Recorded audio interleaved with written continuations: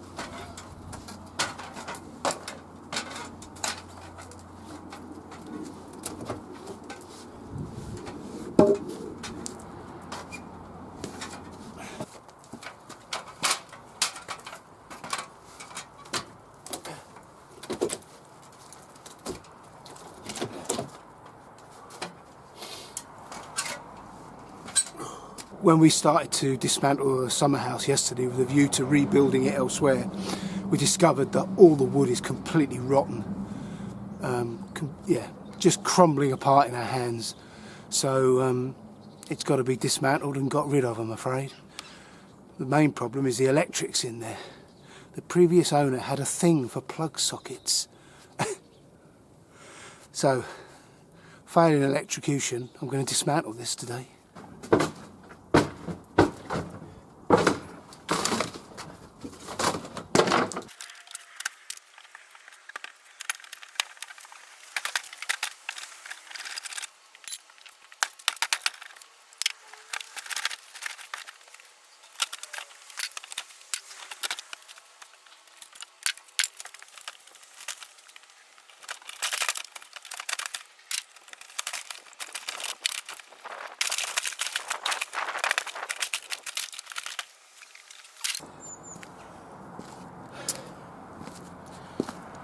Just for the record, I do understand that dismantling a building while stood inside it is not the best move.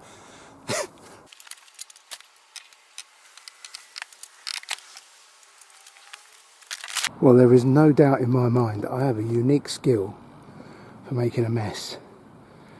Not so clever at clearing it up, but I better make a start.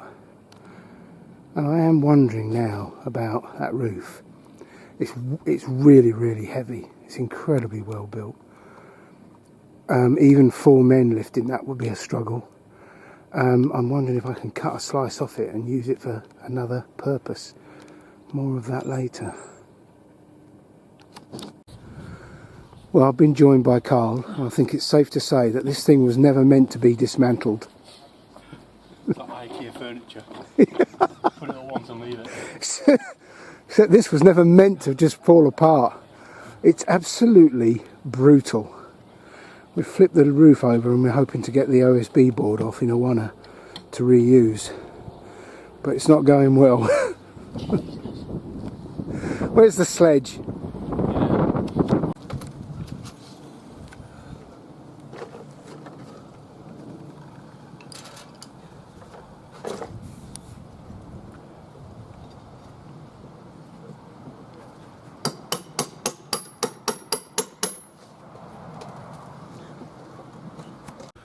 Right, it's all dismantled and we have this roof.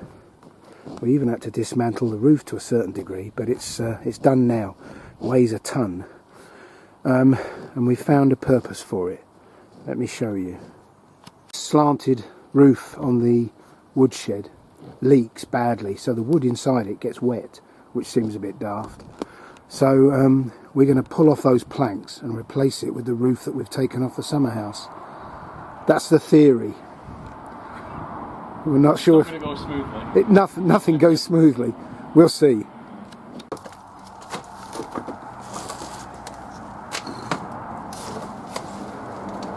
That one's got some nails in it, Martin, this one.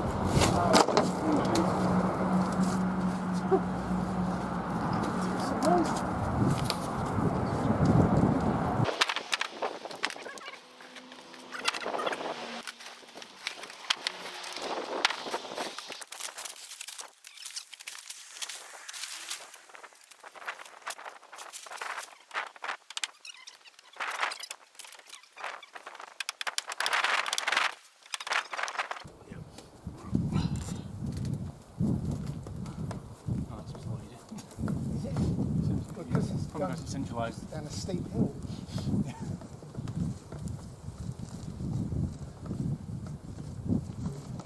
We happy with that, Carl? Oh, it's heavy. Yeah.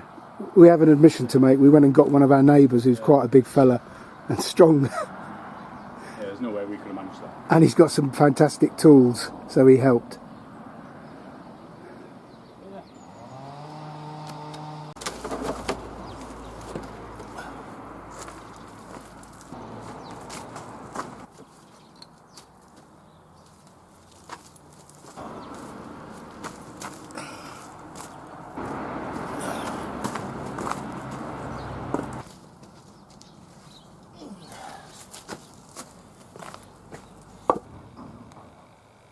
The brick removal continues.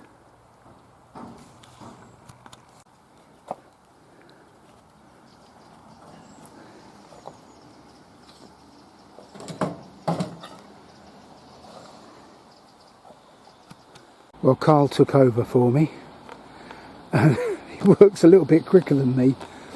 So he's removed an awful lot of those bricks. And let me show you what we're doing with them. Right, this is what we call the chicken coop. Obviously the last owners of the home kept chickens, but we don't do that. We keep the chipper in here because it's got a plastic roof. But the slabs of the patio are there, and then we're stacking the bricks here. We're not completely sure quite what we're going to do with them yet. We've got a few ideas, but you know, bricks are another resource that costs money. So we're stacking them in here. I'm using a few for the raised beds, which you saw.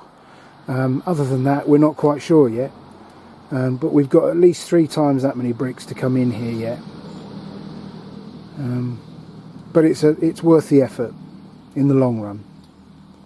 I have mentioned this before, so apologies for repeating myself, but this is the orchard area. There's our first tree. I've now marked out where the other trees will go. That's 5 good long paces between each tree in each row and each row. And with that generous spacing, that's 15 trees, which I think is more than enough, bearing in mind we've got all those step overs and a couple of pear trees and a plum tree. We will not be short of fruit.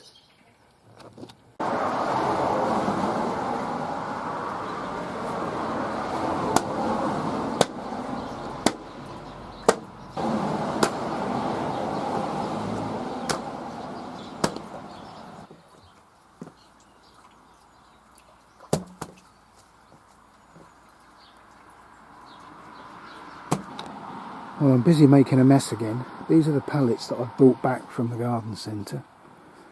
Wood's very expensive, so I'm happy to take my time, break these down, take all the nails out, and then use the wood to make raised beds. And I'm going to place the raised beds along this lower edge of this larger area.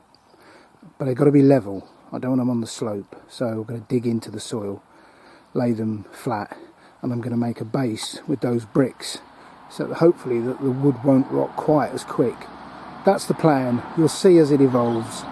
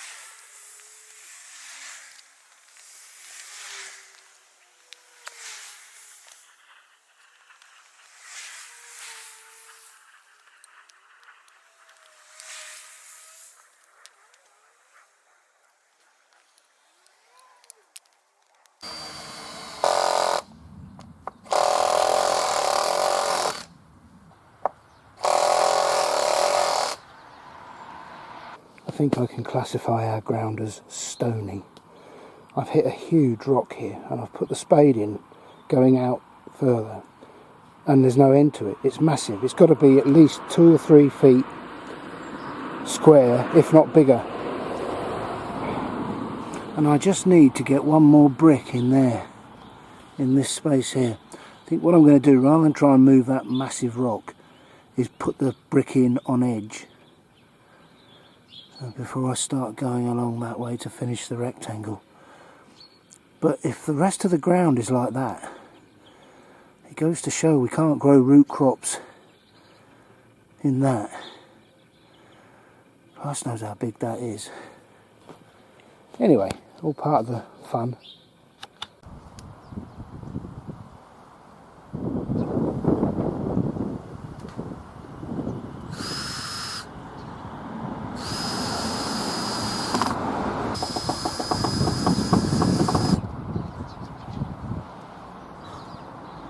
Well, I've still got a mess to clear up, but that's the bed. The lapwood that I've put around the edges is off the summer house, and I'll paint them at some point. And the bar across the bracing is to stop it bowing when I put the soil in. And it's a long time before we put the soil in, and it'll be a 50-50 mix of sand and just normal topsoil, because that bed's going to grow our carrots and or parsnips, and it'll have a lid on it. That's the theory. But yeah, still got a bit of a mess to clear out.